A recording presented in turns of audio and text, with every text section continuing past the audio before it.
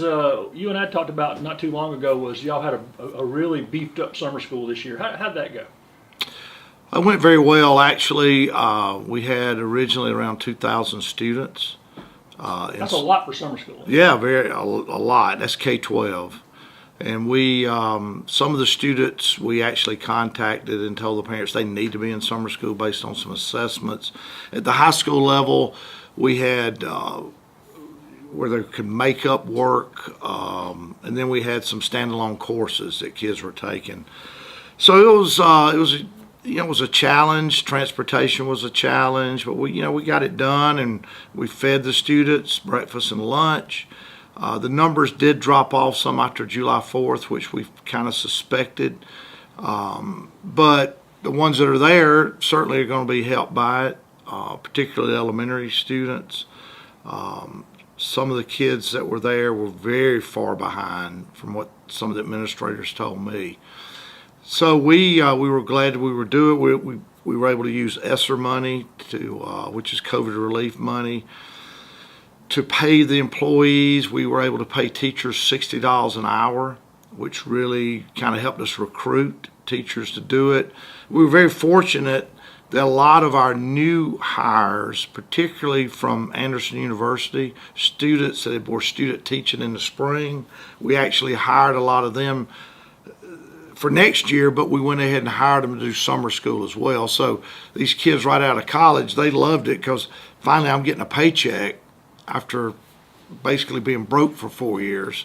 And plus then they'll teach with us at various schools around the district. So it's a short summer. That's what I was going to ask you. What are the challenges of the short summer?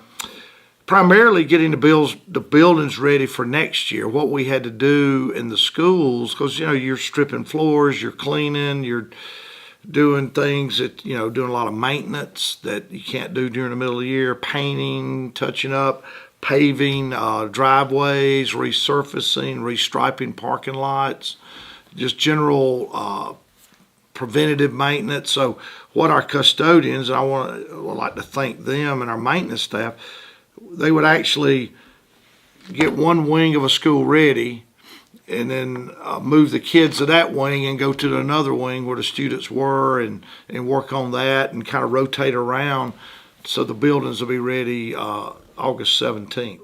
A lot of it is some building and some improvements, even at this building. Those that actually drive by here, we're redoing all the parking lots behind our main building on Pyramid Dairy Road where all the buses park. You may, if you ride around, you may notice that our buses now are stationed at different places. Some are at West Side in the parking lot. Some are at the old Wamsetta building on 28 Bypass, Wamsetta Mill, excuse me.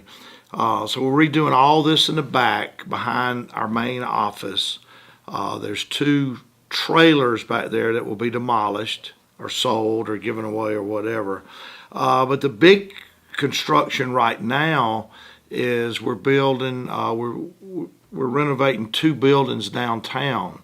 The old First Citizens Bank building at the corner of Whitner and Main, then the old Commercial Bank building, which is right beside it, which is adjacent to Wren Park.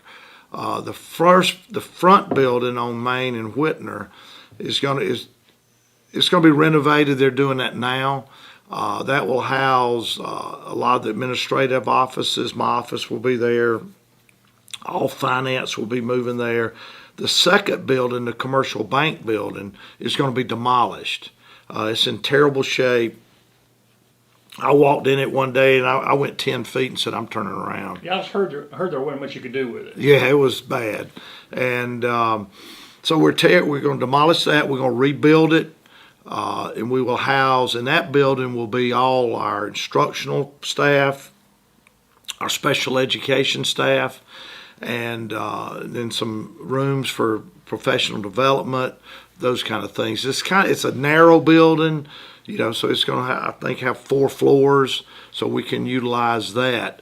Before we get too far away from that, when's the demolition construction going to start on that? The construction started on the first building. Right. Y'all know when y'all be into that one? We hope we'll be in early spring. They're saying January, but I know how things go with construction, with weather and delays and all that. And then the second building, we don't know yet. We're still designing it. It will be demolished. There's some, concerns they're dealing with because it is so close to Rim Park.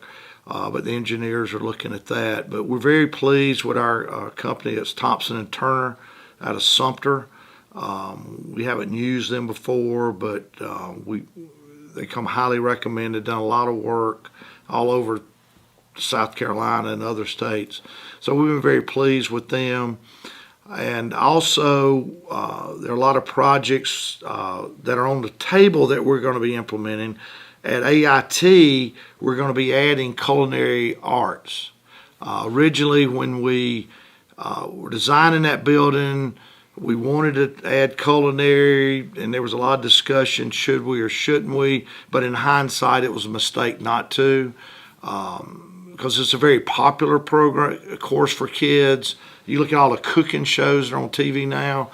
So we're going to add that. It's going to be a little over $1 million project to renovate a lab there that it's like a technology lab. So we'll be able to move that and take that space. And for those that have been in AIT, the culinary lab will be right beside that main meeting room, the main area there where we have meetings, and most people have been in there. So we've got that project will be rolling out soon. We're also working on Before we get too far away from AIT, how is AIT going in terms of the way y'all had it planned? I know one of the things that I've noticed is y'all are trying to use that main room for more community events and things. I think Touchdown Club's going to be there this year. How are things going as we're planned for the AIT? Well, we had a lot of requests last year, but we didn't allow anybody to rent our buildings last year or use them. But we do have a lot of requests. As you mentioned, the Anderson Touchdown Club is signed on. They're going to have their meetings there. We do any meeting that's there. If a meal is served, we require them to work through our school culinary services. We provide the food and charge a reasonable fee. But I anticipate we'll have a lot.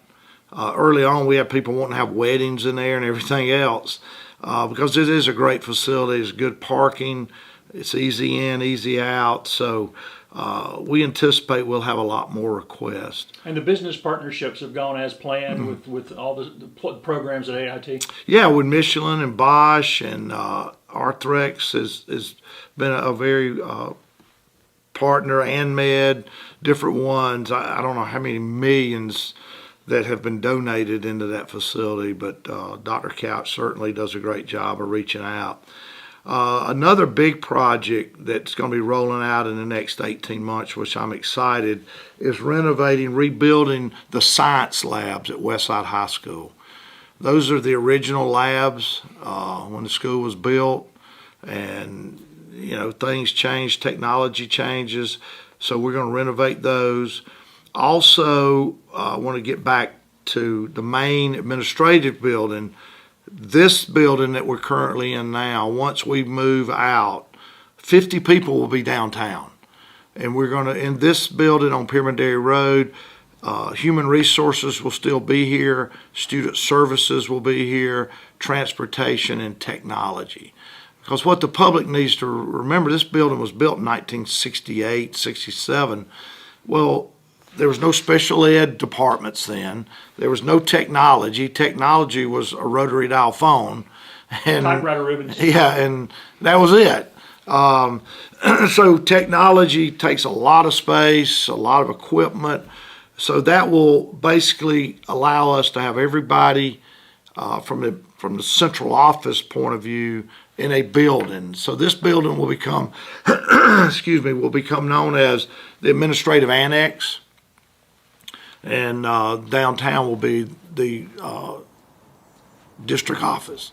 Those are the big ones right now that we're looking at. Just there's some issues with tennis courts at Hannah and Westside. They're going to have to be, we got to dig them up next year and redo them because of this water issues. And what people it takes a lot of time, a lot of resources to maintain 23 different buildings and sites that are used every day, you just know the wear and tear that happen. You know, I have 4 grandkids. When they come to my house to visit, there's always something to fix when they leave. So imagine with 14,000 students. So also, as you know, we're not having virtual school next year.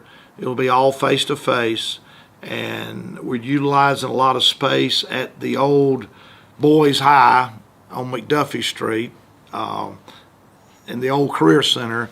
We have our alternative school there, personalized learning center, our bridge program, our charter school, and also our homeless liaison works out of there, which gives her a lot of space to store supplies and things to help families that are in need. There are a lot more students than people think that have no permanent address, right? Oh yeah, I talked to her yesterday, Lisa Butler, and she said, "Yeah, I'm already getting calls." And she told me that it was quiet for a long time. Stimulus money and all that, well, as that starts waning, the calls will come back. And we have a lot of kids. Usually we have between 300 and 400 kids that qualify as homeless that we have to serve. What about the return of athletics, full force? I mean, Yep. Everything's back in. Are y'all ready for that? And what challenges does that bring? Yeah, we're still, we're full force. We're still trying to, disinfect and clean and those things. But as you know, the mask mandate is gone. In fact, we can't even require masks by the proviso that was in the budget this year. Employees and students certainly can wear them if they want to. But we're full right now. We're going full steam ahead with school and hope for the best. Are the athletes excited? I mean, and their extracurricular folks happy to be back? Yeah. I've talked to the coaches and they're excited. They did a lot of 7-on-7 camps this summer at the high schools. Also, as you know, we're partnering with the YMCA to build a cross-country facility out at the Duckworth Tucker area. All that's going to be totally rebuilt. District 5 is partnering with the Y. We're putting in $1.9 million. And our part will help build a state-of-the-art cross-country facility that will allow us to host not only state but national meets. And we're designing the course so we can actually host NCAA meets. And so the technology and infrastructure will be there. In fact, we're working with a coach out of Georgia that's retired. It's run off a lot of big meets. He's going to be working with us to coordinate that. And we visited several sites around the country. But for those that don't know, cross country can be a huge revenue producer, not only for the school district but for the community. Because when these runners come from all over the southeast, they're going to spend the night. And so they stay in hotels, they go to restaurants, and we collect tax money on all these people that don't live here. And so we're really excited about that. I know Joe Drennan at the Y is excited. But you have a timetable on that yet? They should start moving dirt any day now. But we're excited about it. I know the Y is. They're going to be athletic fields, concessions. It's really going to be a big deal. It's going to be a big deal for this community once it's done. They also, those kind of, particularly cross-country attracts those extreme athletes for those kind of events. Yeah. They have too that come in and do those. Yeah, and cross-country families travel. They go and they go all over to running these meets, and our goal is, number one, is to get the state meet here, which I think we can do, and then from that springboard to other events. Those trails, those cross-country trails and all, will be used by the community to go jog and walk or whatever, and then if a church or a school or a nonprofit wants to have a fun run, well, they can have it on our facility. And that way you're not running on roads, and so you get the experience. It's it's over the hill and through the woods, but it's going to be a lot. It's going to be something that folks in South Carolina have never seen. Yeah, whose idea was that? Well, it kind of grew out of just a partnership with the Y, because if you've ever gone up 81 on a September afternoon, there's literally hundreds of kids jogging from Hannah up 81, and West Side, running down Jackson Street or 28 bypass, or and so it's not safe. And I think that got a lot of people's attention, but it's been very popular with folks in the community maybe who had kids that ran cross country, or they ran cross country, because sometimes it's the forgotten sport, but it is a big money-making sport for communities. In my former district in Georgia, we had the state cross country course on our campus, and it was the largest revenue producer behind football. And people don't think about that. And most high school sports lose money. You don't make a lot of money in wrestling. You don't make any money hardly in tennis, and track makes very little money. So football makes the most and has to kind of carry everything. Well, so if we can generate a lot of revenue through cross country, that will help us support all these other non-revenue producing sports. It's the same at universities. Clemson football pays the freight for about everything else. You mentioned partnerships. How important are those partnerships? People don't think about schools having to partner or helping partner with people to do things for the community. Yeah, they're very important. I read somewhere that on any given day, 70% of a community has not been on a school campus. We think everybody goes to school. That's not true. A lot of people, their kids are gone, and so I think it's important to connect with the community through nonprofits. We're a big partner with AIM and United Way and all those kind of entities. We have a lot of our staff are on their boards, to work, and because strong schools make strong communities, and vice versa. So it's kind of a partnership that people should take pride in, and we've expressed that to the county with economic development. We're pretty good salesmen here. That anytime they've asked us to do that. We've talked to different groups that they're trying to recruit businesses. This is what we offer as schools. That's one of the reasons AIT was built. Look what we can do to help you have workers in the future. So it's I think we're very fortunate here in Anderson to have a very positive relationship with our local delegation, with the county council, and with the city council. One of the goals when I got here from the board was, look, we've got to build these relationships, and I think we've built them all the way to Columbia. We have a great relationship with the governor, his staff, and then our legislative delegation have been great to work with. I don't want to go too far without skipping over football. How's football look coming in? Any new coaches? Anything new people will notice in football teams this year? There's no new head coaches. There's new assistants at at both schools. I think both of them are going to be very competitive.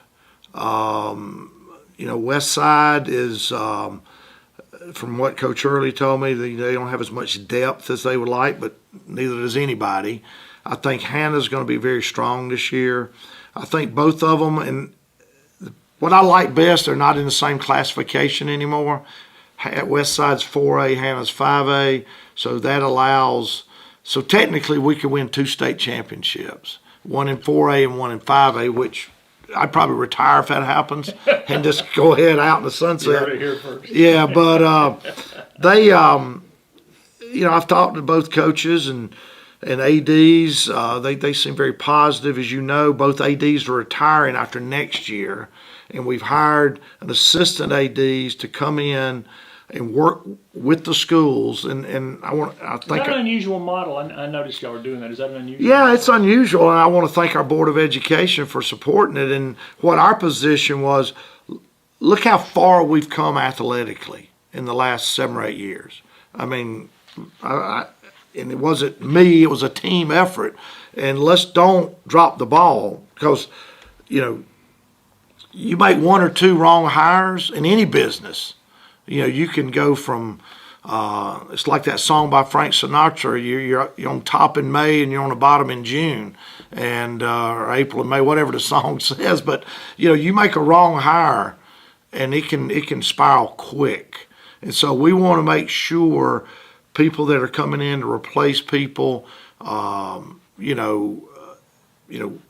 the culture, understand where we're going. And I think our board was very supportive of that, which I think speaks highly of them. Instructionally, we know next year is going to be a huge challenge. Our staff is working extremely hard. And these are the challenges I know we're going to have. We're going to have kids that when COVID hit were in the 4th grade. And they went home. We shut down. And say if they were virtual in the 5th grade, now they're going to go to middle school, and they haven't been in a school since the 4th grade, and so they left a small elementary, and now they're going to go to a middle school with kids they don't know, they've been out of touch with, and the same with a student who was in the 7th grade. Say if they were virtual in the 8th, now all of a sudden they're going to be at Hannah or West Side. Well, that's a big adjustment. It's a big adjustment at best, when everything's there. So, what I've told our staff, and we'll tell them again, we got to be flexible. We got to be patient. We got to understand there are going to be a lot of issues that kids are going to bring with them, that some are going to be, they've been at home, and, these social, emotional things are going to be real. And we've got to have our counselors, our social workers, and main thing, we got to be flexible that especially in elementary, to move students from one group to another, to meet their needs, not lock them into a schedule. This is your teacher, and we've got to be more flexible and understanding than we've ever been. And then we're going to have a lot of students. We've had some anecdotal evidence where some students, virtual did a great job for a lot of kids, but for a lot of kids it didn't. And we've had some students that we know tested in the 99th percentile virtually, but when we brought them into the building to test them last spring, they were in the 6th percentile. And so, whether people were doing their assessments online for them, we do know there were some issues there. We had one group that 57 kids tested gifted. When we tested them in the school, only 5 did. So that shows you what the challenge is instructionally. And I've told our staff, and I'll tell our teachers at the back to school, it's going to take all we've got this year. The hardest we've ever worked in public education will be this coming school year. It will make last year look like a piece of cake because of what is coming. Then when you put on top of that, we don't know what this virus is going to do. Now, we're proud that we have 72% of our employees vaccinated. We do know that. We don't know how many students are vaccinated. I encouraged them all to get vaccinated. In fact, we did a bonus for those that got the vaccine by a certain date, got a $500 bonus. And that moved our needle up about 14 or 15% that were vaccinated. Get the vaccine. I can't mandate it. I can't make you. But, the vaccine, and as I said,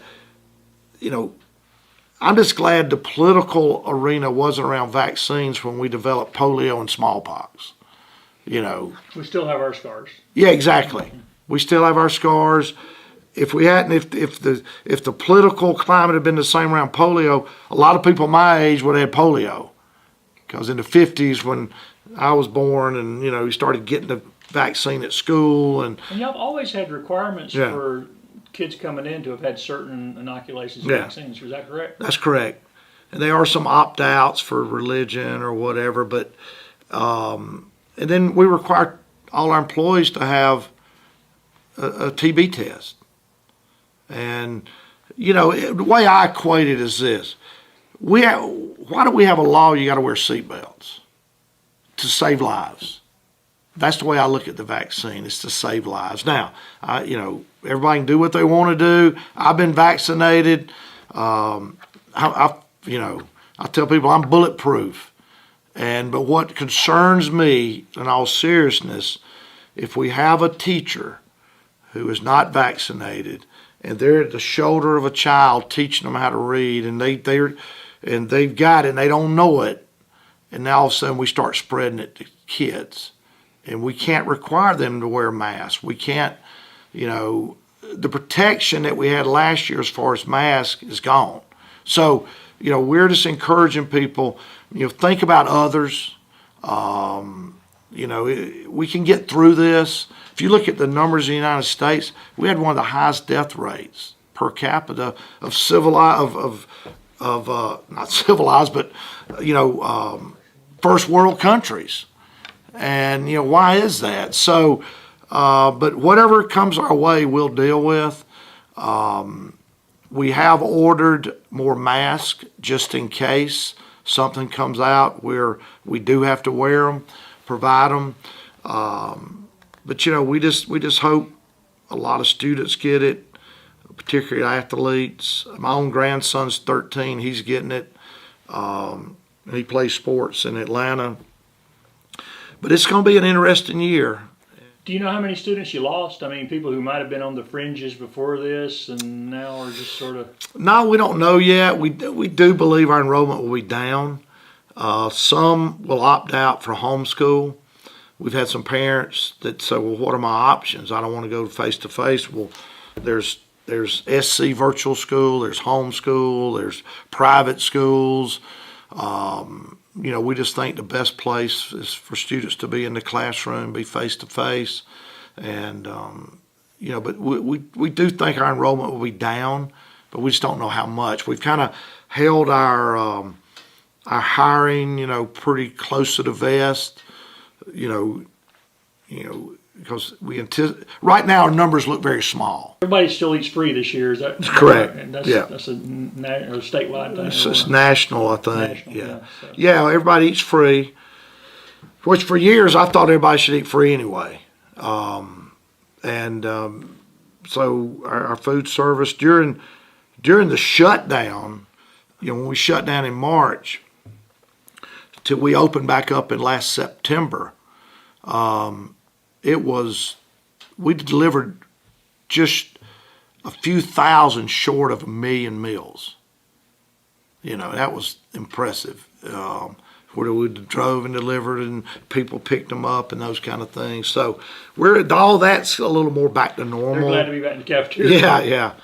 We have approximately 13,500 students, a little over 2,000 what I call W-2 employees. Now we contract with a lot of other people that are 1099 for different things, but we have a little over 2,000 W-2 employees. And in public school, what the general public may not know, that we are a very labor-intensive business.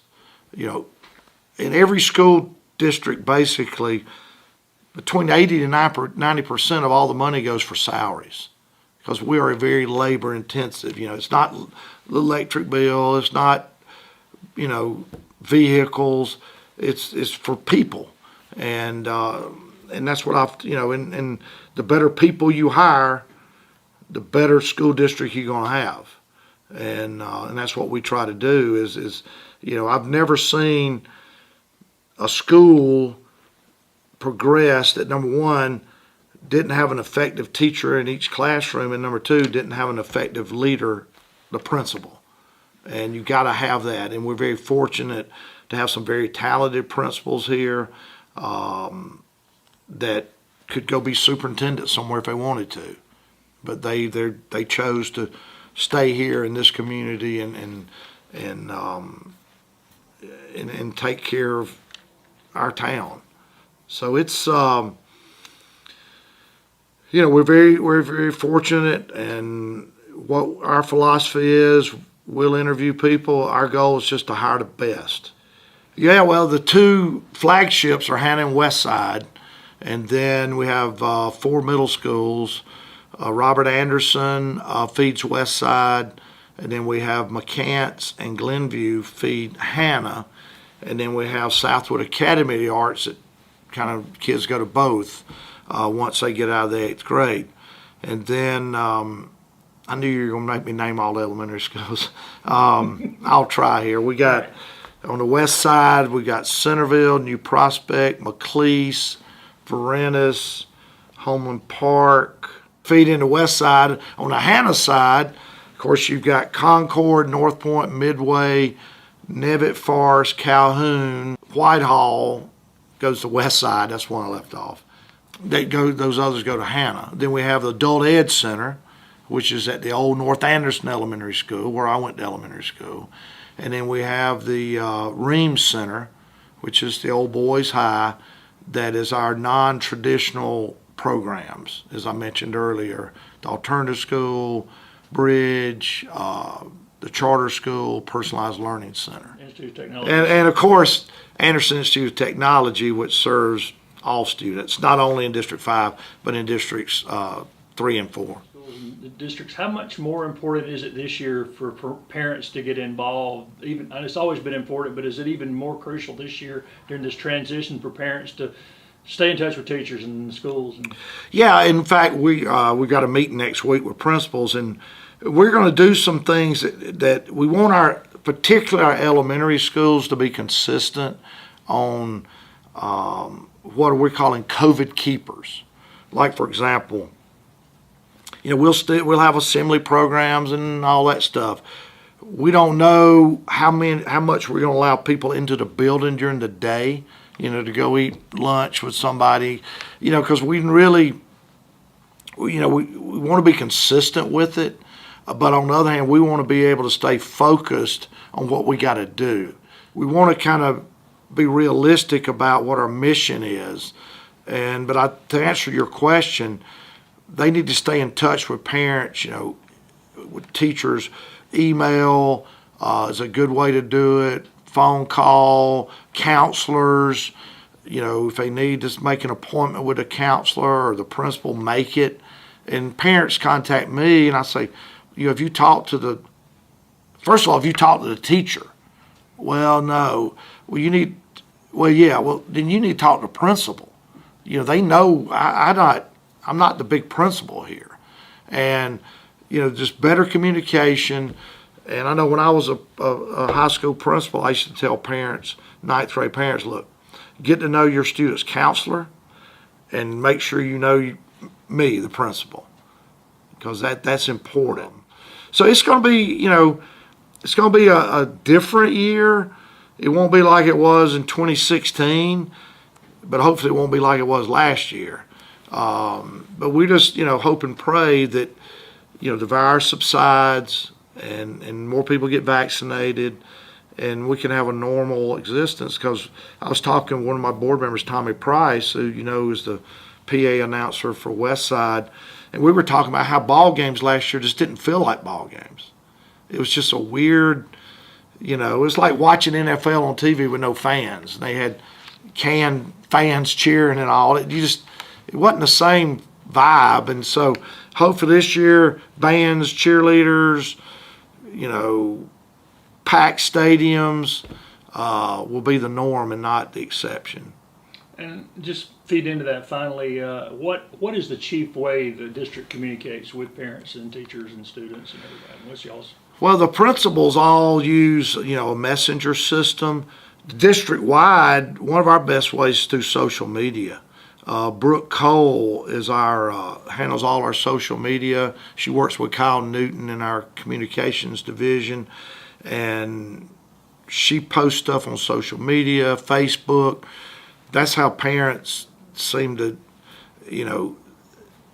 my generation may not be that way, but those 30-year-old, 40-year-old parents, they'll, I've had them. Well, I saw something on social media. Well, if it didn't come from us, it's not official, about school. So she does a good job doing that. We have a great relationship with the news media. As you know, Kyle Newton works very hard. Our position has been and will always be, we got nothing to hide. And when bad things are going to happen in schools, be open, be honest, and be forthcoming with the media. And then when good things happen, they want to do a story about it. And so that's kind of the way we operate, and it's been very positive. Yeah, one of the things we're excited about is to get everybody back. All our teachers, the virtual teachers, 122 were separated. Now, granted, a lot of them love teaching virtually, but it's going to be good just to get them all back, all the kids back, parents at events and ball games, and let school become normal again.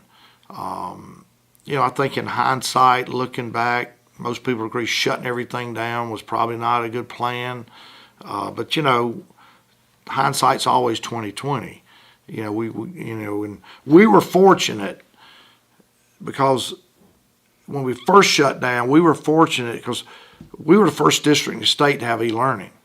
We were the pilot. We were the first one out of the blocks, and Anna Baldwin and a lot of our staff. So we were way ahead of the game. But e-learning was not intended to be a 3-month process. But I've made the statement. We were the first, we were the best, but we were the best of a bad lot, and statewide. And now, I saw yesterday, 33 additional districts have been approved for e-learning. You hope they all do it with fidelity, but it takes a lot of money and a lot of support to do it right. We feel like we've done it right. So we feel like if we do have to shut down for a week, our e-learning will be robust, and we'll be able to handle it. Certainly don't want to have to shut down for months again, but you just don't know where this is going. But hopefully we'll weather the storm, and it'll be kind of like a seasonal flu thing. And we do know that a lot of our people are protected with the vaccine, and a lot of our students will. I've had some employees ask me, well, you think I should get my 14-year-old the vaccine? I said, well, my grandson's getting it. So, but anyway, it's going to be a fun year. We're going to make it work, and we're around the country and even in the state, when schools weren't opening and teachers were whining, administrator, we can't go back to school. We went back to school, and we were one of the first districts to come out statewide and said, we're going back after Labor Day. And in fact, we were recognized for that by the governor that but I think it was important to show the courage of our teachers. And we lost a few teachers that said, I can't do it. And we understood that. But the rest of them, they did their duty. And they could be commended for that. And that's one of the reasons that we tried to, we gave bonuses last year and vaccine bonuses, a way to thank them as best we could, because that was tough on some of them, and we tried to pair. We had some that had elderly living with them that maybe we put them teaching virtually. We tried to make it all work, and I can only think of 2 or 3 that said nothing's going to work. I can't do it. So hopefully we won't have that, but my main message to them is thank you for answering the bell when others didn't.